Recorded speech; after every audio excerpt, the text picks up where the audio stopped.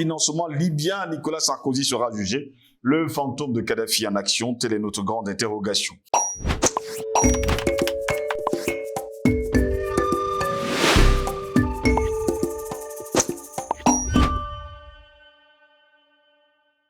Très heureux de vous retrouver sur Panafricaniste TV. Mesdames, Messieurs, bonjour, bienvenue à toutes et à tous à cette édition de Parole panafricaniste. Eh bien, Mesdames, Messieurs, les juges du côté de la France ont décidé de renvoyer Nicolas Sarkozy devant le tribunal correctionnel de Paris pour des soupçons de financement de sa campagne présidentielle de 2007 par la Libye. Une affaire qui poursuit l'ancien président depuis de nombreuses années aujourd'hui. Nouveau procès donc pour Paul-Stéphane Nicolas Sarkozy, David Boxa, l'ancien président de République, sera bien jugé pour soupçon de financement illégal de sa campagne présidentielle de 2007. Un procès se tiendra donc en 2025. Dans cette affaire, Nicolas Sarkozy et ses proches sont accusés d'avoir conclu un marché avec le régime de Muammar Kadhafi. Un accord de plusieurs millions d'euros aurait été passé pour financer la campagne de Nicolas Sarkozy, candidat à l'époque de l'UMP. Eh bien, concrètement, les juges d'instruction estimaient que l'ex-président français était parfaitement au courant des démarches effectuées en Libye par son éternel bras droit, Claude Guéant. Et d'ailleurs, il déclare haut et fort que Nicolas Sarkozy était bien au courant de ce qui se passait et avait perçu beaucoup d'argent. On parle des millions d'euros. D'autres lieutenants de Nicolas Sarkozy comme Brice Hortefeux ou encore Éric Woerth sont également mis en cause. Les trois anciens ministres sont aussi renvoyés en procès. Ziad Takieddine, homme d'affaires à la réputation sulfureuse, est accusé lui aussi d'avoir joué le rôle de principal intermédiaire dans la transaction. Les déclarations du franco-libanais ont énormément varié devant les juges. L'homme d'affaires a notamment affirmé que les valises de billets avaient été livrées au bureau de Nicolas Sarkozy, au ministère de l'Intérieur à l'époque. Mais cet élément n'a jamais été confirmé par l'enquête. Eh bien, les juges d'instruction sont revenus justement sur ces dires. En revanche, plusieurs millions d'euros venus de Libye ont bien circulé par ces comptes. Une partie des fonds a été retrouvée en France. Un des enjeux de ce procès sera de démontrer que l'équipe Sarkozy en 2007 a bien bénéficié de cet argent. On va pas également oublier de rappeler que les fils de Muammar Kadhafi l'avaient bien dit à la télévision que Muammar Kadhafi était venu justement du côté de Tripoli et avait perçu d'énormes sommes d'argent venant de Muammar Kadhafi. L'ancien président français risque jusqu'à 10 ans de prison ferme pour corruption passive et association de malfaiteurs. On parle également justement de ce qui va se passer dans les jours à venir et nous posons justement la question parlant de ces financements libyens. Nicolas Sarkozy sera donc jugé. Le fantôme de Kadhafi est-il finalement en action? Pour répondre à nos questions, nous sommes avec Patient Parfendo, membre politique. Il est notre invité ce matin. Patient Parfendo, bonjour, bienvenue à vous. Bonjour Steve Joselangos, bonjour à nos nombreux téléspectateurs, internautes, excusez-moi. Bonjour à nos valeureux techniciens. Bonjour à toute la grande galaxie panafricaine. Bonjour à tous ceux qui croient que dans cette terre, rien ne peut demeurer impuni, surtout quand les victimes sont encore là et que ces victimes demandent à leurs ancêtres, au Dieu créateur, de leur rendre justice. Il finit toujours par avoir ces moments où le serpent finit par se mordre la queue en rentrant dans une espèce de contradiction de la contradiction qui aboutit à ces atermoiements de la classe politique française en général. Parce que ce procès qu'on déclenche contre M. Nicolas Sarkozy, ce n'est pas qu'on n'a pas pu le faire avant par manque de preuves. C'était faux, c'est faux. C'était un manque d'une certaine décision politique. Pourquoi cette décision politique intervient maintenant? C'est une grande question qu'il faut se poser. Je rappelle quand même que M. Nicolas Sarkozy vient de publier un livre et dont l'un des éléments clés de ce livre, c'est le fait qu'il demande qu'il y ait une autre attitude vis-à-vis de la Russie. Donc, il n'est pas totalement dans le camp de va-t-en-guerre comme Macron et ses amis américains, et les bien-pensants du monde de la finance internationale. Il estime qu'il faut une résolution politique à la question qui oppose l'OTAN à la Russie. Il a dit, Ségolène Royal l'a aussi dit, mais lui, en tant qu'ancien président, l'avoir dit, met un peu en difficulté la diplomatie française aujourd'hui et la politique française. Parce qu'il explique dans le livre que de toute façon, on est obligé de passer par une négociation qui tient compte du statu quo actuel. C'est-à-dire qui dit que les territoires ukrainiens qui sont passés sous le contrôle de Moscou doivent le demeurer. Mais on doit plutôt négocier sur une espèce de neutralité de l'Ukraine, la partie ukrainienne restante, parce que c'est ce qui a fait. Et qui ne voit pas comment un pays comme l'Ukraine, même si elle est soutenue à fond par l'ensemble de l'Occident impérialiste, peut venir à bout d'une hyperpuissance comme la Russie. Et il rentre dans l'histoire, il fait des démonstrations qui montrent que il n'y a que la négociation et la diplomatie qui puissent avoir du sens. Et ça froisse donc les éléments de langage, d'orientation politique de l'Occident et des impérialistes. Et ils disent, bon, comme tu ne veux pas comprendre que c'est nous qui dirigeons aujourd'hui, on va te mettre en difficulté, exactement comme M. Trump aux États-Unis. Donc, ce qui s'est passé contre Kadhafi, nous le savons, vous et moi, oui. Et les millions, des centaines des milliards d'individus à travers le monde. Et on sait pertinemment que si la France avait la volonté de dire le droit et de punir Sarkozy pour cet acte-là, la France l'aurait fait. La France l'a fait à mi-mot avec les fausses condamnations de temps.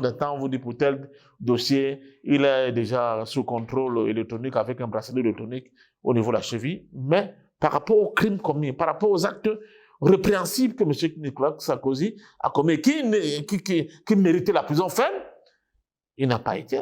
Mais je vous dis, depuis un certain temps, depuis quelques semaines, il irrite un peu la diplomatie française et je pense qu'on a lâché un peu les pitbulls qui étaient retenus au niveau de la justice française pour aller lui faire la fête, comme on dit. Et c'est ce que risque M. Nicolas Sarkozy. Alors vous me demanderez, mais pourquoi Nicolas Sarkozy, le sachant, a décidé d'aller dans cette confrontation? Il a bien compris qu'il a été humilié. C'est vous et moi qui ne le voyons pas. Mais pour un ancien chef d'État, c'est une grosse humiliation. C'est qu'il a subi, premièrement. Deuxièmement, il est conscient qu'avec les condamnations à venir, ou bien avec ce mouchoir rouge qu'on agite, il n'y a plus d'espoir pour Nicolas Sarkozy de revenir sur la scène politique comme acteur majeur. Oui. Donc, on est en train de tuer complètement son avenir politique. Donc, il dit, bon, ok, le lobby a décidé de me tuer politiquement, je vais me débattre. Donc, on essaie de se débattre aujourd'hui. C'est comme on tente de tuer Trump aux États-Unis. C'est ce même lobby qui tente de tuer Trump en lui collant cette affaire. C'est exceptionnel dans l'histoire des États-Unis, ce qui est en train d'arriver à Trump. Et Trump le sait pertinemment parce qu'ils savent que Trump a une élection à venir, débarrassé de toute limite sur le plan juridique, j'allais dire judiciaire. Personne ne peut le battre. Ni Biden, ni ses propres opposants dans le camp des républicains. C'est Trump président. Et curieusement, l'absurdité dans l'affaire, c'est que dans le cas de Trump, plus on lui tape dessus, plus dans les sondages... Voilà. Alors pour Sarkozy, je crois qu'en écrivant ce livre, il a voulu brouiller les cartes. Il a voulu attirer la sympathie des Africains qu'il a contribué à massacrer violemment. Or, vous ne pouvez pas oublier aujourd'hui le poids des Africains dans le jeu politique français, même en tant qu'électeurs. Ce sont ces Africains qui ont causé sa perte en votant pour Hollande. C'est eux qui ont fait la différence. Il a voulu en même temps dire, dans le cas de leur lobby juif, parce que n'oublions pas que Sarkozy aussi était un juif. Et le camp qui le soutient est d'accord. Parce que pour les juifs, quoi qu'un juif ait fait en Europe, il ne mérite pas une humiliation. Surtout pour quelqu'un qui a prédestiné au destin d'un grand pays européen comme la France. Donc une partie des lobbies juifs ne l'accepte pas. Comme une autre partie n'avait pas accepté que M. Nicolas Sarkozy, parce qu'il voulait dégager Dominique Strauss-Kahn, n'est-ce pas, de son chemin pour s'octroyer le Saint Graal, n'avait pas accepté la manière dont Strauss-Kahn avait été humilié. Et ça aussi, ça va se retrouver dans l'élection de M. Hollande. Donc, ce qui se passe là, faites attention. Ce n'est pas qu'enfin la justice française s'est réveillée et s'est rendu compte que maintenant ils ont des preuves, des nouvelles preuves vraiment faites en béton et que là maintenant il faut envoyer Sarkozy en prison. Le problème, c'est la position de Nicolas Sarkozy par rapport à la crise ukrainienne, qui ne rencontre pas l'assentiment des bien-pensants du monde de la finance internationale et des lobbies qui ont mis M. Macron au pouvoir. Et on lui dit, bon, puisque c'est comme ça, on va lui montrer comment on joue, comme on dit vulgairement chez nous. C'est ça le nœud de problème. Et Sarkozy, quand vous écoutez même ses discours, vous avez de l'Afrique aujourd'hui, mais vous vous demandez, mais il a oublié de prendre son joint le matin? Donc voilà, nous en Afrique, on dit que le sang de nos ancêtres continue de tout pourchasser. On peut penser que Nicolas Sarkozy est devenu dans une espèce de moment de reniement et de renoncement des actes et des lettres qu'il a été, et qui le pousse aujourd'hui à être regardé un peu comme une espèce d'ovni au sein de la classe politique française qui majoritairement est vraiment dans la même direction que M. Macron. Parce que toute cette grande classe politique française, là, elle est dominée par ces lobbies qui les tiennent. Et lui, il joue un peu le mouton noir. Il joue un peu l'enfant qui refuse la discipline collective, n'est-ce pas, de ce grand lobby-là. Tout simplement parce que pour lui, il dit, vous m'avez sacrifié, alors je vais me débattre. Je ne vais pas mourir comme un idiot sans rien dire. Donc je crois que c'est ça le nœud de la problématique de cette affaire, de ces affaires judiciaires contre Nicolas Sarkozy aujourd'hui. Dans ce livre, justement, il y a pas mal de secrets qui sont dehors, à se demander justement s'il n'est pas en train de se racheter une conduite. Il ne peut plus se racheter une conduite puisque les crimes commis sont trop graves. Mais, il refuse que pour avoir commis ces crimes-là, au nom du lobby qui dirige les pays occidentaux, que ce lobby les lâché comme ça. Oui. C'est devenu une affaire Sarkozy parce qu'on a complètement décidé de bloquer une capacité pour M. Nicolas Sarkozy de revenir sur le jeu politique, dans le jeu politique. On l'a exclu complètement du jeu politique. Il paie un prix trop fort et il ne l'accepte pas. Et puis, à partir de ce moment-là, il se dit pourquoi ne pas m'assurer une petite retraite dorée même dans le camp de la Russie. Et vous connaissez aussi, je parle des Juifs, comment le combat entre les différents lobbies juifs. Vous voyez, dans le cas de Sarkozy, Sarkozy Hollande, et maintenant Sarkozy qui va affronter Macron, mais aussi au sein de la Russie. Il y a ce lobby juif qui est très puissant. N'oublie pas que même Poutine, il est quand même juif, autant pour moi, de par sa mère. Il ne faut jamais l'oublier. En Israël, il y a cette confrontation au sein des différents lobbies juifs. Si c'est un autre pays qui avait connu autant de manifestations populaires, comme ce qui se passe en Israël aujourd'hui, le gouvernement serait tombé, mais le gouvernement de M. Netanyahu reste toujours solidairement avec les manettes du pouvoir entre ses mains.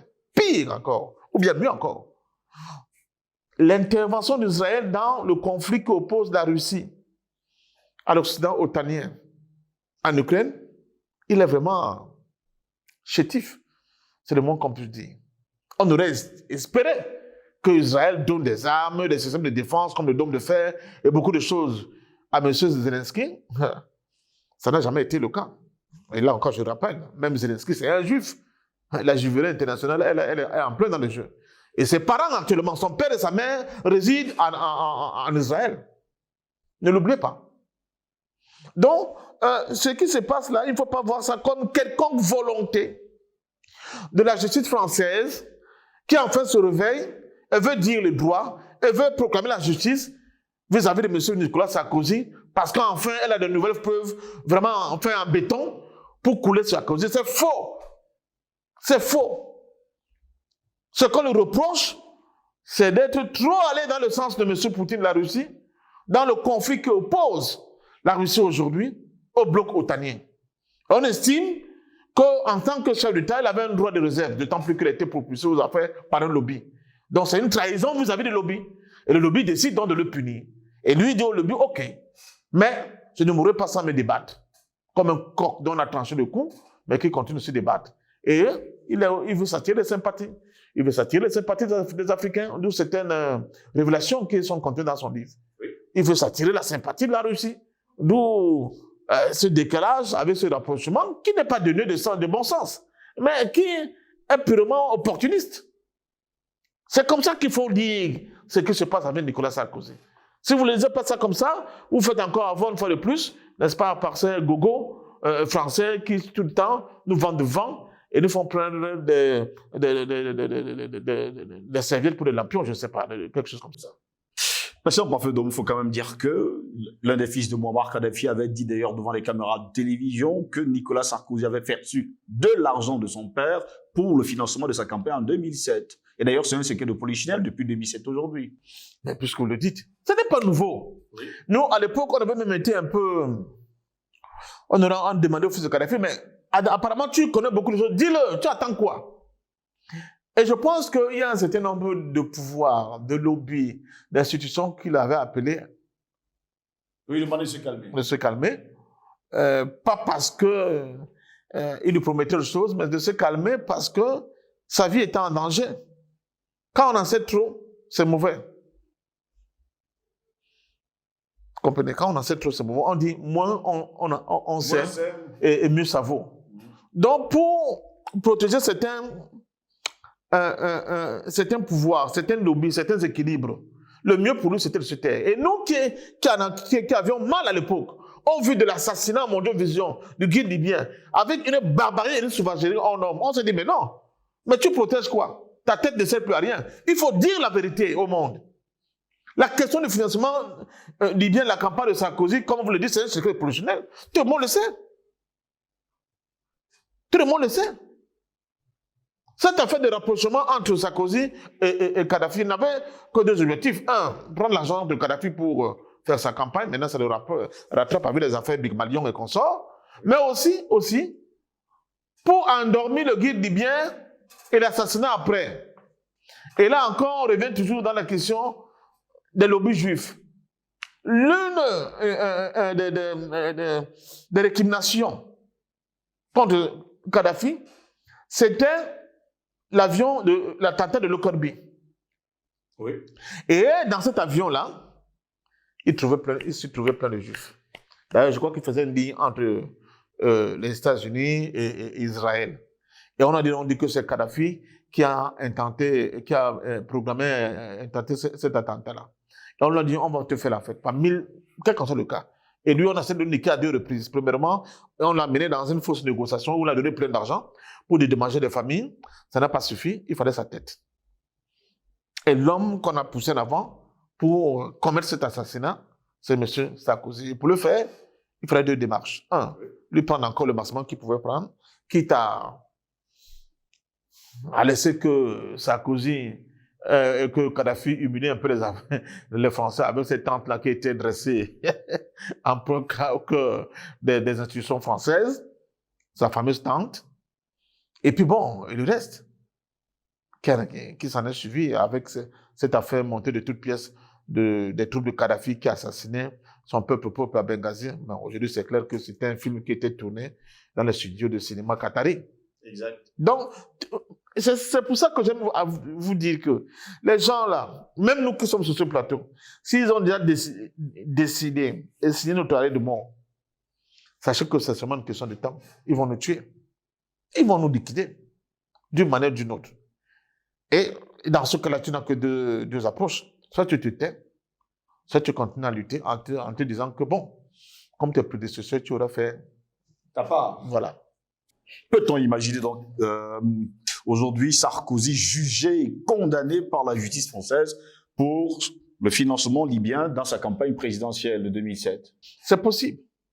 Parce que prendre fait et cause pour la Russie aujourd'hui, c'est un casus belli pour le monde impérialiste occidental. C'est le péché impardonnable. Ils peuvent le faire. Comme Trump. Regarde ce qu'ils sont en train de faire à Trump. Mais c'est un procès en sorcellerie. Mais ils veulent l'envoyer en prison. À défaut de l'envoyer en prison, lui coller une peine quand même qui va le rendre inéligible. Et après, tout fait pour dépêcher son empire.